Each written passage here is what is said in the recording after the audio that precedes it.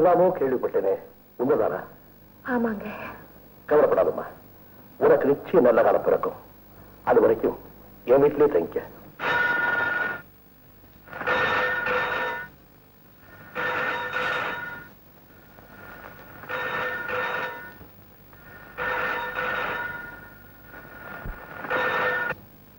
Hello, this is wrong number.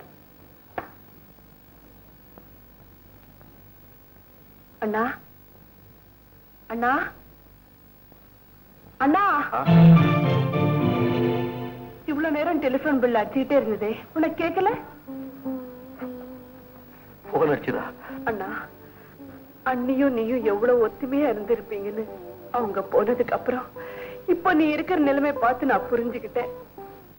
என்னாலதானே இந்த நிலைமை. உனக்காக உடனே போய் அவங்க கால விழுந்தாவது மன்னிப்பு கேட்டு உடனே அழைச்சிட்டு வந்துடுறேன். அவசியமே இல்ல ராதா, அதுதான் நான் செஞ்சுட்டு வந்தேன். என்ன சொல்றீங்க? ஆத்திரத்துல வெளியே அனுப்பிச்சுட்டு அப்புறம் வேதனைப்பட்டீங்க. அதை புரிஞ்சுக்கிட்டேனா உங்க மனைவி கிட்ட போய் நடந்தெல்லாம் மறந்துட்டு வீட்டுக்கு வாங்கன்னு கேட்டேன். அதுக்கு அவங்க எல்லாருமே சேர்ந்து என் காலில் விழுந்து மன்னிப்பு கேட்டா தான் வீட்டுக்கு வருவேன்னு சொல்லிட்டாங்க. உடனே அவங்க காலில் விழுந்து தப்பு பண்ணிட்டீங்க. இதே வார்த்தை அவன் ஏன் முன்னாள் சொல்லியிருந்தா அவன் நாக்கு இழுத்து வச்சு அறுத்திருப்பேன். ராதா, எனக்கு அவளுக்கு இருந்த கொஞ்சம் நஞ்சு உறவும் என்னையோட அத்து போச்சு. என்னை பொறுத்த வரையிலும் அலமேல செத்துட்டா, அலமேல செத்துட்டா.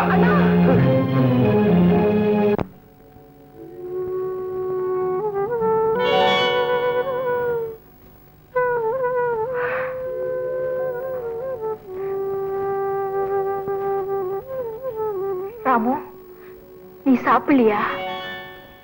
ஓஹோ, நான் சாப்பிட்டாதான் நீ சாப்பிடுவியா?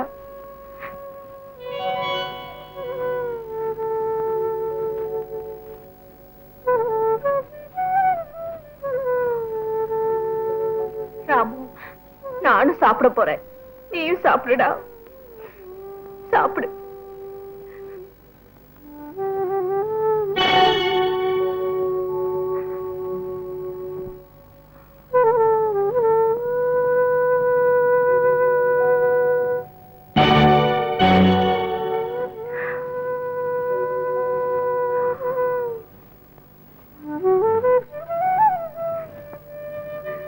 ஏண்டா இப்படி சாப்பிடாம என் உயிரை எடுக்கிறேன்? சாப்பிட்டு தொலையேண்டா.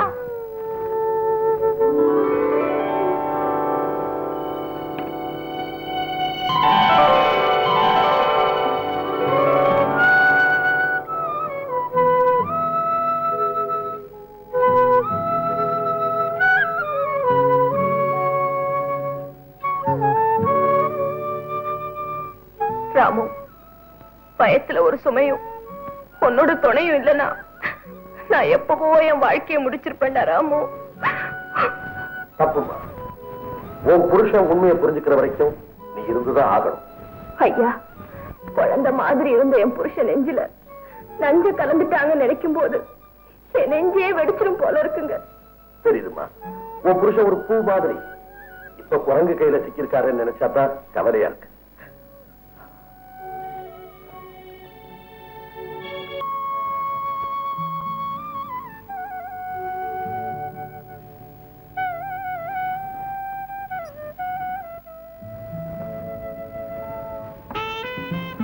டார்லிங், அடுத்த வாரம் எனக்கு பர்த்டே. அப்படியா? இப்பவே அட்வான்ஸா வாழ்த்துறேன். Mini happy Easter. வெறும் வாழ்த்து மட்டும்தானா? வேற என்ன வேணும் சொல்லு. ஒரு வைர நெக்லஸ் வேணும். அவ்வளவுதானே? Just 25,000 rupees. பாலு, பாலு, நான் வந்துட்டேன். பாலு, பாலு, கூப்பிட்டீங்களா? பணம் எவ்வளவு இருக்கு? பணமா? எல்லாம் செலவழிஞ்சு போச்சு. அவ்வளவுமா?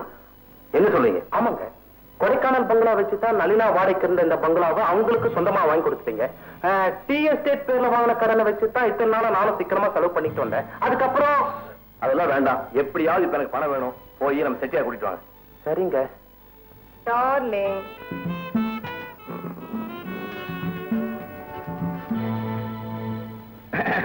வணக்கங்க. வாங்க செட்டியார், வாங்க உட்காருங்க. சரிக்கிட்டா. என்ன திடீர்னு அழைப்பு? எனக்கு அர்ஜென்ட்டா ஒரு 50,000 ரூபாய் பணம் வேணும். பணமா? மன்னிக்கணுங்க, ஏற்கனவே நீங்க அடகு வச்ச சொத்துக்களுக்கு மேல அதிகமாவே பணம் கொடுத்திருக்காங்க. வட்டியோட சேர்த்து பார்த்தா ஒண்ணும் கட்டுப்படி ஆகலைங்க. மேற்கொண்டு என்னால உங்களுக்கு பணம் கொடுக்க முடியாதுங்க. அப்படியா? இன்னொரு சொத்தை ஈடு காட்டினா பார்த்துட்டு குத்து மதிப்பா கொடுக்குறேங்க.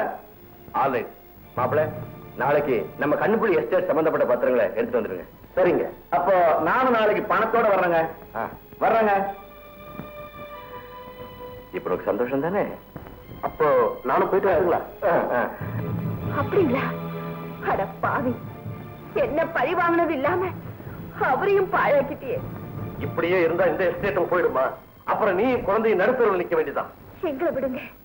என் கணவர் தெருவில் நிக்க கூடாது. அதுக்காக நீ என்னமா செய்ய போற? பழைய அலமேலுவா மாற போறேன். பாருங்க நடக்கிறது. பணங்க இந்தாங்க.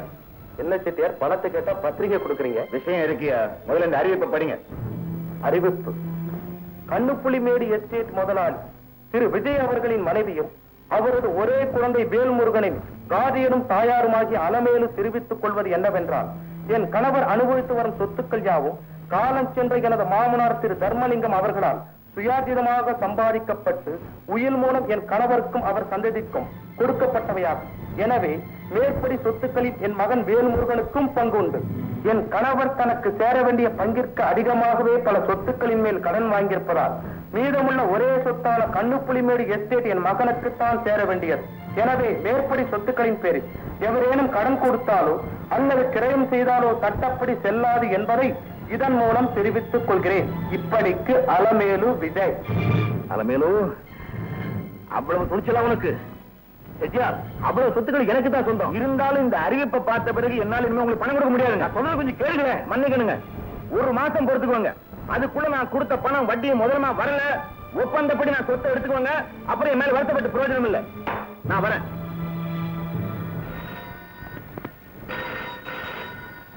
முதலியார் பேசுறேன். 3 மாசத்துக்கு முன்னாடி 50,000 நீங்க கொடுத்த செக்கு பேங்க்ல இருந்து திரும்பி வந்துருச்சு. ஞாபகம் இருக்கா? ஆமா, நல்ல ஞாபகம் இருக்கு.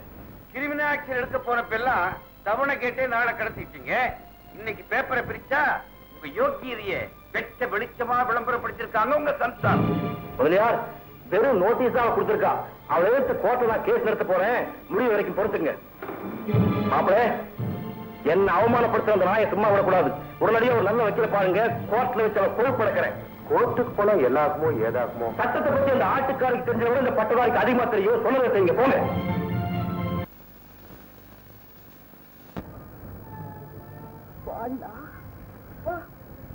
தினமும் நான் தூங்கின பிறகு வர்றதும் முழிக்கிறதுக்கு முன்னாடி போறதுமா இருக்கியே. இடையில என்ன நடக்குதுன்னு தெரிஞ்சுக்கத்தான் நான் இன்னைக்கு முழிச்சுக்கிட்டே இருக்கேன். என்ன இப்படி குடிச்சிட்டு வந்து நிக்கிறீங்க? இதோடக்கே நல்லா இருக்கா? மன்னிச்சுக்க தங்கச்சி, மனக்கவலையை போக்குறதுக்கு அதுதான் மருந்தா இருக்கு. அதுக்கு மேல பல லட்சம் ரூபாய் சொத்துக்களா? நீ என்ன சொல்ற? அண்ணி கொடுத்திருக்கிற விளம்பரத்தை பத்தி சொல்றேன். நீ எத்தனை லட்சத்தை அழிச்சிருந்தா அவங்க இப்படி ஒரு விளம்பரத்தை கொடுத்திருப்பாங்க. அவளை பத்தி பேசாத. குடிய கெடுக்க வந்த அவளாலதான் நான் குடிகாரனா மாறினேன். இப்போ என்ன கோர்ட்டுப்படியும் ஏற வச்சுட்டா. கொஞ்சம் இப்படி வாங்க. எங்க நீங்க கூட இருந்துமா இப்படி? நான் கூட இருந்ததுனாலதான் இப்படி. இல்லன்னா உங்க அண்ணன் வாட்சி மோதிரத்தை கூட வித்து குடிச்சிருப்பாரு. உங்க அண்ணிக்கு நான் சொல்லி கொடுத்துதான் அவங்க இப்படி ஒரு விளம்பரமே கொடுத்தாங்க. எதுக்கு? இருக்கிறதாவது மிஞ்சட்டுமேன்னு தான். அப்படியா? நல்ல காரியம் செஞ்சீங்க.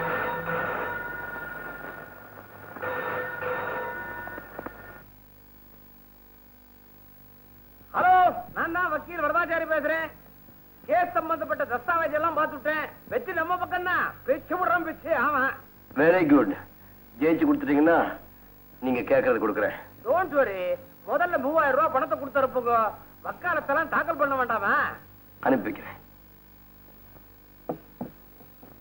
அண்ணா,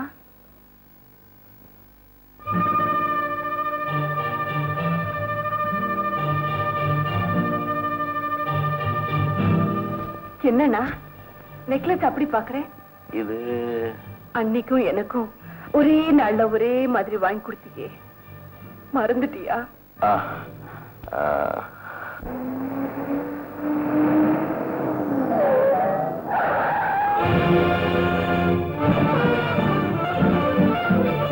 வாங்க தம்பி, இப்போ வழி தெரிஞ்சது.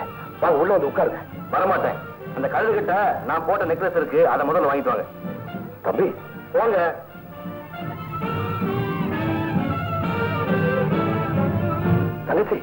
உங்க புருஷன் வந்து காரில் உட்கார்ந்துருக்காருமா. உள்ள கூப்பிட்டு உட்கார வைக்க இல்லம்மா, நான் உள்ள கூப்பிட்டேன், அவர் வரமாட்டேன்ட்டாரு. அவர் உன்னை பார்க்க வரலம்மா, நெக்லஸ் தான் வேணுமா அவருக்கு. அவருக்கும் எனக்கும் இருக்கிற சம்பந்தமே கையில இருக்கிற குழந்தையும் கழுத்துல போட்ட நகையும் தான். இப்ப அதையும் கேக்குறாரா? போட்ட கையாலே வந்து எடுத்துட்டு போக சொல்லுங்க.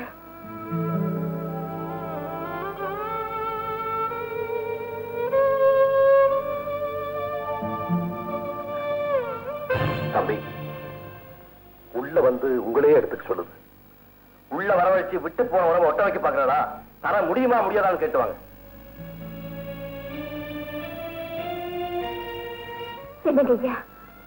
தர முடியுமா முடியாதான்னு கேட்கிறார். ஓஹோ, நிச்சயமா தரங்க. குழந்தையாவது ஒரு தடவை வந்து பார்த்துட்டு போ சொல்லுங்க. குழந்தைய ஒரு தரம் பார்த்துட்டு நிறுத்துங்க. அதை வச்சு கோர்ட்ல கேஸையும் போட்டுட்டு வந்து கொஞ்சம் சொன்னாலா? அந்த நகை எனக்கு வேண்டாம், அவளே வச்சு சொல்லுங்க. தம்பி, சொல்றேன்னு தப்பா நினைக்காதீங்க. எப்படி இருந்த பொண்ணு உங்களால எப்படி ஆயிடுச்சு தெரியுங்களா? அவளை பத்தி மட்டும் சொல்றீங்களே, நான் எப்படி இருந்தவன், எப்படி இருக்கேன் சொன்ன வைக்க கேடு. வக்கீலுக்கு பணம் கொடுக்க கூட வக்கீல் ஆயிட்டேன். பரவாயில்ல, அந்த நகை அவட்டே இருக்கு.